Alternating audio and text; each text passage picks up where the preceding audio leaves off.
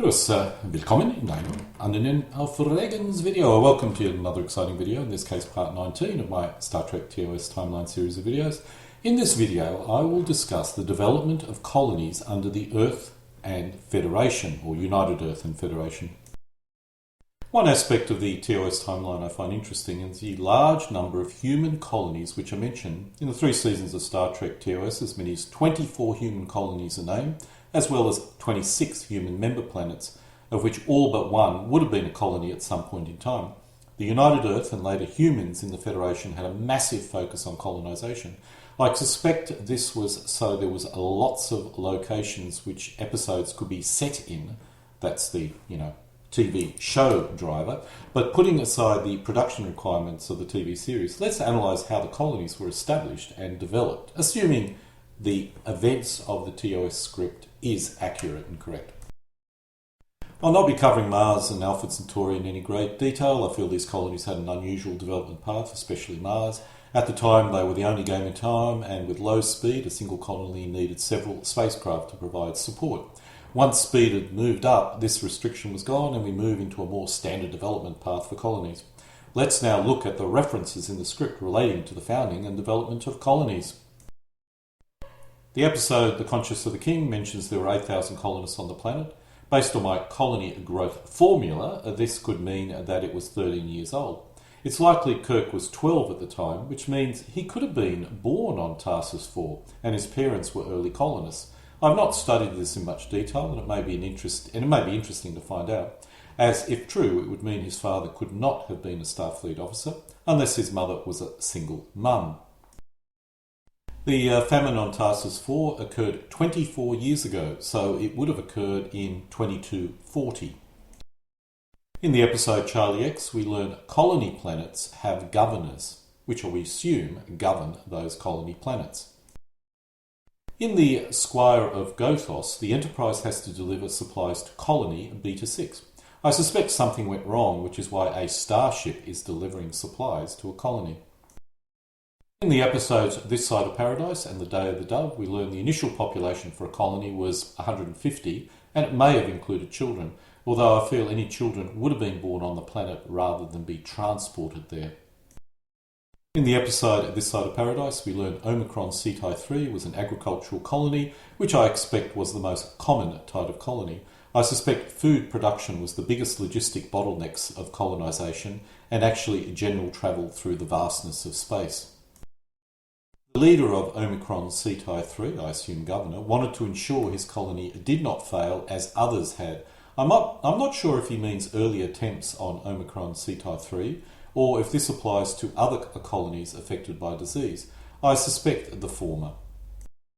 In the episode The Devil in the Dark, we learn Janus 6 was a mining colony, but it had an administrative head rather than the governor.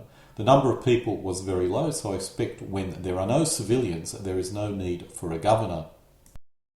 In the episode Operation Annihilate, Denver was colonised over 100 years ago. It's not referred to as a colony in the quote, although later it is. The number of references to this planet without colony indicates this is not a colony now, but was certainly a previous human colony. I presume it was a colony planet which developed to the point it was no longer called a colony, which indicates it could now be a member planet of the Federation. While I cannot be certain, it's possible Denver has some ability to construct spacecraft, as there is a one-man vessel of Denovan configuration mentioned. This is not a large ship, but would take a reasonable amount of industrial capacity to manufacture.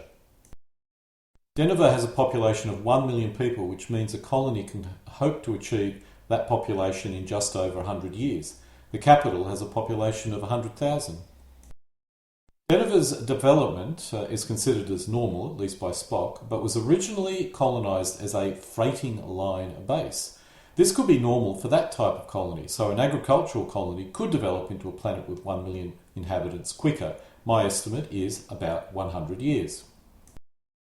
This raises an interesting point. There are different types of colonies: mining colonies, penal colonies, in the case of Denver, a transport hub colony, and so on. A standard colony would probably initially focus on agriculture, including all colonies, and actually all colonies would need to consider this. It's just some would have a greater and lesser focus on this.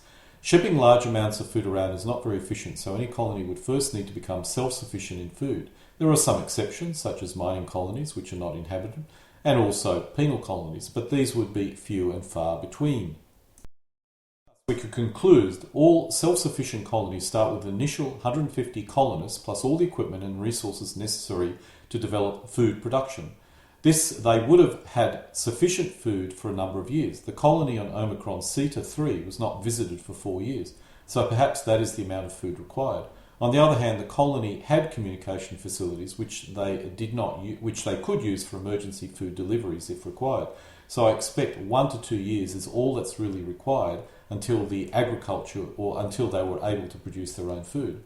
This would require about 60 metric tons of food, probably less as most of the food would be dry and condensed. Once a colony can start producing excess food and builds up sufficient reserves, it can then call in more colonists. Follow-on colony ships would contain more people and less stores, such as food.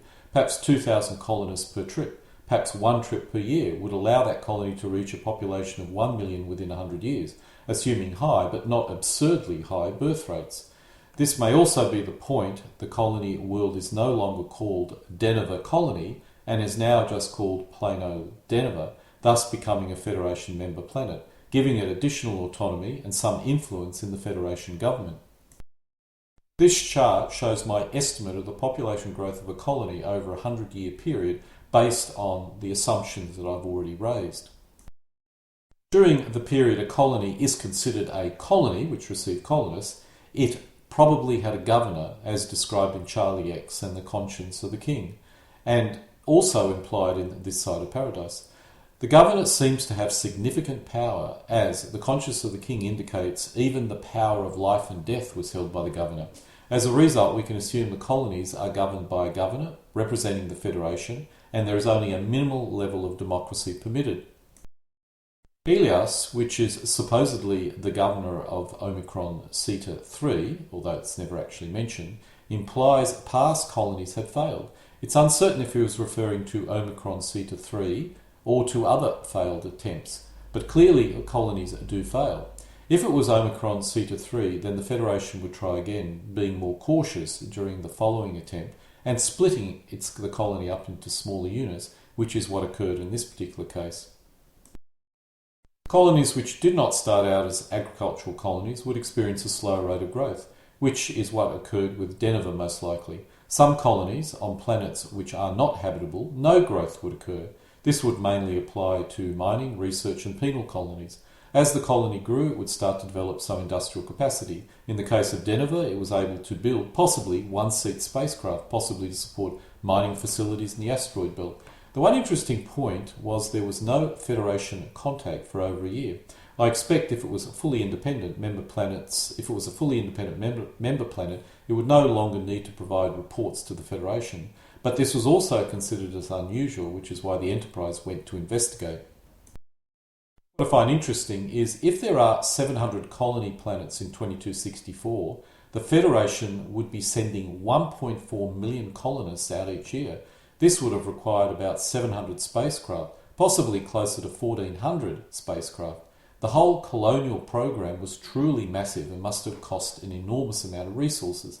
I would suggest almost all the colonists would be coming from Earth, as Earth would have had a population of 20 billion in 2260s. This outflow of people would have only been a minor rounding error. Mars probably had a population of 1.5 billion in this time, so it could have also been sending out colonists, but most likely not many. While this is a large number of spacecraft, if a planet of 1 million needed evacuation, even this fleet would have a difficult time, especially if the evacuation had to occur quickly. There was no mass movement of people across the galaxy. Even with warp drive, the expense of moving millions of people across Federation space was probably not worth it and simply not feasible. The humans of the Federation colonized Federation space by spinning small numbers of people out across many worlds and just allowing standard reproduction to do its work. This could explain why the Vulcans did not adopt a similar strategy, as their long lifespan would make it difficult by taking far too long for a colony to develop. perhaps as much as 300 years to reach the 1 million people, probably a lot more than 300 years. I do wonder why other races did not conduct a similar program. However, I suspect the key motivation, or the motivation was the key factor. You do not colonize another planet to reduce the population in your home world. So that motivation is simply not viable. This could also explain why Gideon did not use colonization to solve its overpopulation problem. It was simply not logistically possible. Earth instigated a colonization program because they were paranoid and fearful and wanted to grow to ensure they could survive. This was a very important driver in the psyche of humans, and after a while it simply became muscle memory.